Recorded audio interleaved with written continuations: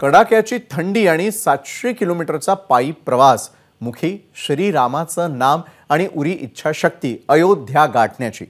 कुणी मुंबई, कुणी जयपूर, तर कुणी दिल्लीहून पायी चालत 22 तारखेच्या अयोध्येमध्ये होणाऱ्या श्रीराम मंदिर प्राणप्रतिष्ठा सोहळ्याला श्रीराम जन्मभूमीत पोहोचताय।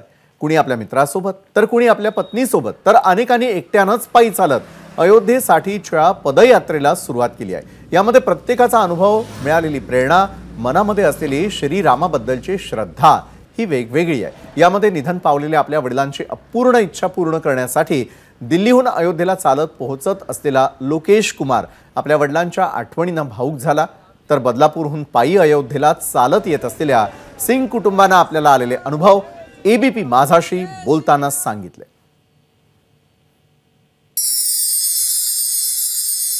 सध्या मी लखनौकडून अयोध्येकडे जाणाऱ्या महामार्गावर आहे। 22 जानेवारीला अयोध्येमध्ये श्रीराम मंदिर प्राणप्रतिष्ठा सोहळा होणार आहे आणि या सोहळ्याकडे संपूर्ण देशवासियांचं लक्ष असणार आहे।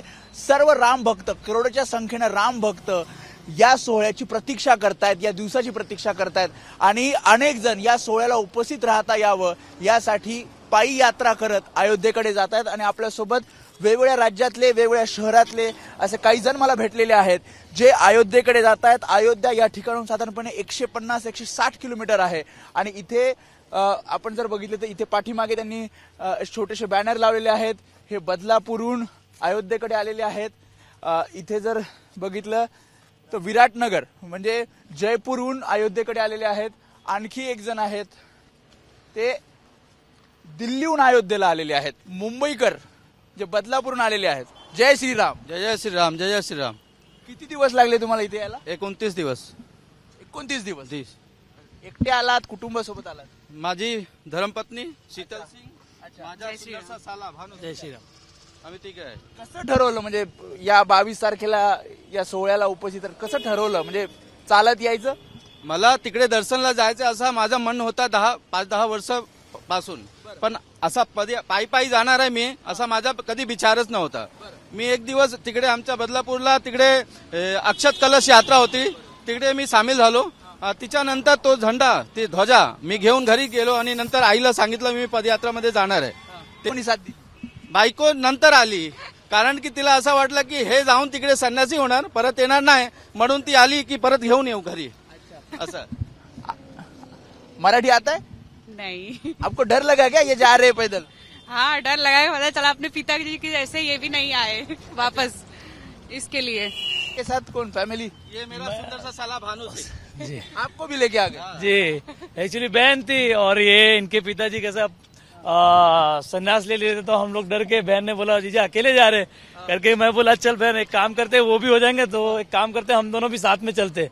मैंने तो बहुत पहले से सोच रखा था कि जिस दिन राम जी का मंदिर बनेगा उस दिन मैं पैदल यात्रा करके जाऊंगा। अच्छा, तो ये अभी कितना किलोमीटर हो गया?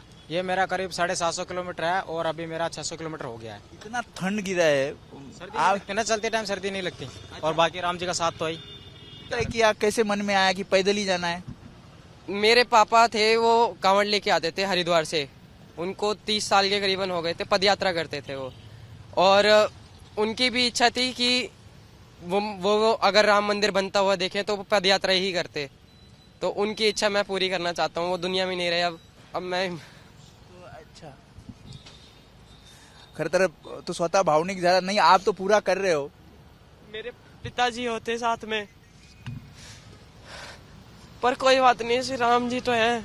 अब मेरा क्या, सब कुछ काम धंधा सब छूट गया मेरा। अभी मैं अपने मतलब राम जी के जाना तो जाना, अगर अयोध्या में राम मंदिर बना है तो मैं जाकर। तर हे सगळे असे राम भक्त आपण बघतोय की प्रत्येक जण एक श्रद्धा घेऊन, जसं त्यांनी सांगितलं की तो भावनिक थोडासा झाला, ह्या सगळ्या भावना घेऊन हे सगळे अयोध्येला जात आहेत। कॅमेरामॅन दीपेश महाजनसह मी वेदांत नेब, एबीपी माझा, लखनौ। एबीपी माझा, उघडा डोळे बघा नीट।